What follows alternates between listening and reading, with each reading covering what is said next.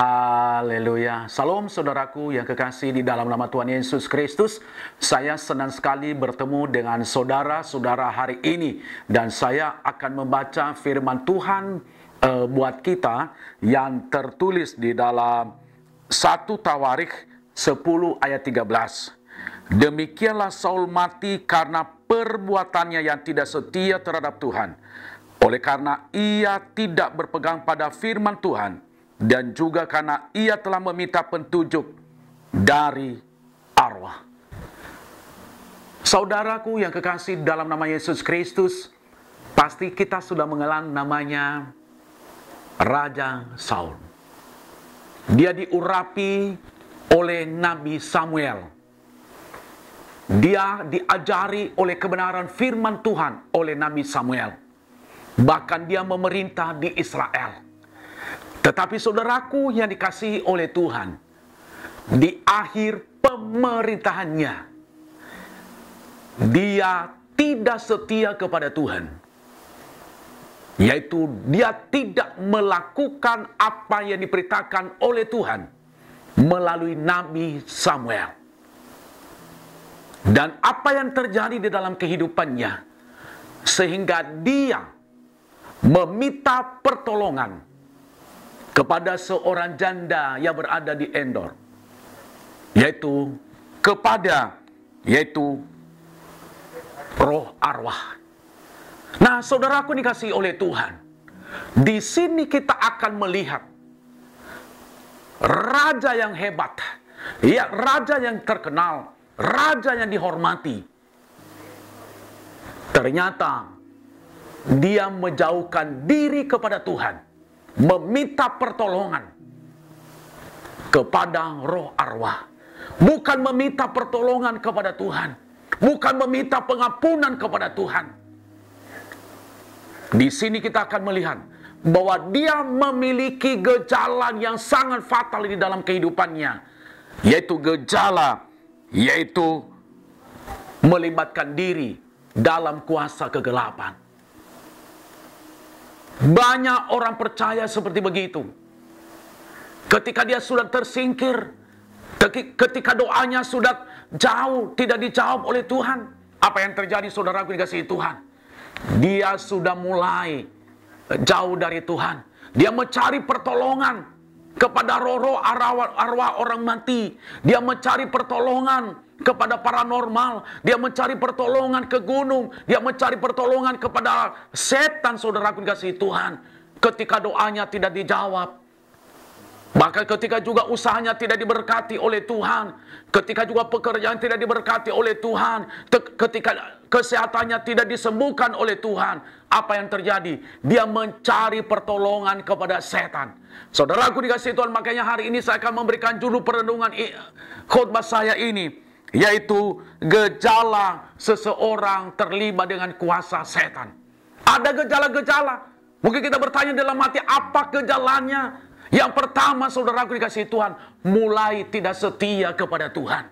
Awalnya Saul setia kepada Tuhan. Dia senang mendengarkan apa yang disampaikan Tuhan melalui Nabi Samuel. Tetapi ketika dia menghadapi masalah yang berat, ketika dia ditolak menjadi raja, saudaraku dikasihi Tuhan, dia mencari pertolongan kepada arwah. Berarti dia tidak setia lagi melakukan apa yang diperintahkan oleh Tuhan. Ketika dia menghadapi masalah, dia tidak lagi melakukan firman Tuhan. Dia tidak berdoa lagi berharap pertolongan dari Tuhan. Dia tidak lagi datang beribadah kepada Tuhan. Dia menjauh dari Tuhan. Banyak di antara orang yang percaya akhir hari ini, ketika doanya tidak dijawab oleh Tuhan, sudah tidak mau lagi membaca Alkitab, sudah tidak ada lagi mesbah keluarga, sudah tidak ada lagi saudaraku doa pribadi, sudah tidak ada lagi doa dan puasa, sudah tidak lagi saudaraku ikut ibadah hari Minggu, sudah tidak lagi setia kepada pasangannya. Kenapa? Karena doanya sudah tidak dijawab oleh Tuhan. Itulah gejala seseorang terlibat dengan kuasa setan. Yang kedua, saya perlu sampaikan kepada kita. Apa gejala seseorang terlibat dengan setan, saudaraku dikasihi Tuhan? Yaitu gampang emosi atau putus asa. Kita melihat, saya akan baca sekali lagi di sini. Coba perhatikan. Ayat selanjutnya, oleh karena ia tidak berpegang pada perintah Tuhan. Dia tidak sabar. Coba kalau dia berpegang tidak pakai emosinya, apa yang akan terjadi dalam kehidupan Saul? Saudaraku dikasihi Tuhan, kita harus bisa mengendalikan emosi kita. Kita harus berpegang, saudaraku dikasihi Tuhan, pada kebenaran Allah. Kalau emosi kita tidak bisa kita kendalikan, kalau emosi kita tidak bisa pantau, kalau emosi kita tidak bisa kita jaga, apa yang akan terjadi? Kita akan hancur, kita akan binasa, kita tidak ada apa-apanya di hadapan Tuhan. Dan itu saya mau katakan gejala seseorang dengan terlibat kuasa kegelapan, yaitu dia tidak bisa menahan emosi, saudaraku yang dikasihi oleh Tuhan. Hari ini, mari buka hati kepada Tuhan. Jangan sampai libatkan dirimu dengan kuasa kegelapan.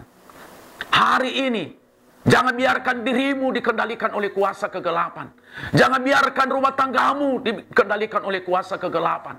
Kendalikanlah emosimu, saudaraku dikasihi Tuhan. Yang ketiga yang perlu saya sampaikan kepada kita, apa saja gejala seseorang terlibat hubungan dengan kuasa kegelapan? Yang ketiga, saudaraku dikasihi Tuhan, dia memiliki ketakutan yang sangat luar biasa. Saul memiliki ketakutan yang luar biasa. Karena doanya tidak dijawab oleh Tuhan, karena persembahannya tidak berkenan kepada Tuhan, dia lari dari Tuhan, saudaraku yang dikasihi Tuhan, sehingga dia mencari pertolongan kepada arwah. Dia bertanya kepada arwah. Mungkin kita sering melakukan itu. Ketika doa kita tidak dijawab oleh Tuhan, ketika persembahan kita tidak berkenan kepada Tuhan, dia cari pertolongan. Saya mau katakan hari ini, bertobat. Saya mau katakan hari ini, datang kepada Tuhan. Jangan cari pertolongan kepada arwah. Kita akan binasa. Orang yang mencari pertolongan kepada arwah, saya mau katakan, dia akan mengalami ketakutan yang luar biasa. Dia akan mengalami bahaya yang luar biasa. Dia akan mengalami masalah sepanjang hidupnya, bahkan sampai kepada anak cucu dan cicitnya. Dia akan mengalami masalah yang luar biasa. Untuk itu, saudaraku yang dikasihi Tuhan, biarlah hari-hari hidup kita lepaskan diri kita dari segala gejala terlibat dengan kuasa kegelapan. Yang pertama tadi, saudaraku, mulai tidak setia. Yang kedua, saudaraku dikasihi, memiliki emosi yang luar biasa. Dan yang ketiga adalah, yaitu hidup dalam ketakutan. Mari, lepaskanlah dirimu dari ketiga perkara ini. Saya percaya, kalau kita melepaskan diri kita dari segala perkara ini, kita akan tampil sebagai pemenang. Dan kita lepas dari gejala terlibat kuasa kegelapan. Hari ini, saya akan berdoa buat saudara. Apa masalahmu hari ini? Mungkin kau sedang terlibat dengan kuasa kegelapan hari ini. Mungkin takut karimur tidak akan naik-naik. Mungkin kau terlibat hari ini. Datanglah kepada Tuhan. Sadar Tuhan masih ada Tuhan yang bisa mengangkat engkau menjadi kepala dan bukan menjadi ekor. Tutup matamu, saya berdoa pada hari ini. Bapa, di dalam nama Yesus, hamba-Mu berdoa pada saat ini. Buat setiap pribadi anak-anak-Mu. Bapa, kami melihat gejala seseorang terlibat dengan kuasa kegelapan atau kuasa setan, yaitu mulai tidak setia kepada Tuhan, bahkan memiliki emosi yang meluap-luap, bahkan memiliki ketakutan yang luar biasa. Tuhan ampuni. Bapa, lepaskan setiap pribadi anak-anak-Mu kalau mereka terlibat dalam kuasa kegelapan. Biarlah kuasa darah Yesus melepaskan mereka. Kuasa darah Yesus menjamah mereka. Kuasa darah Yesus menyembuhkan mereka pada pagi hari, pada saat ini. Dari segala kuasa kegelapan, dari segala ikatan setan, dari segala ikatan roh yang jahat. Apapun yang mengganggu kehidupan mereka, rumah tangga mereka, karir mereka, bisnis mereka, lepaskan mereka ya Allah pada saat ini. Kami percaya Engkau datang ke dunia ini untuk melepaskan orang percaya dari segala roh-roh yang jahat. Terima kasih Bapa. Di dalam nama Yesus kami telah berdoa. Haleluya. Amin.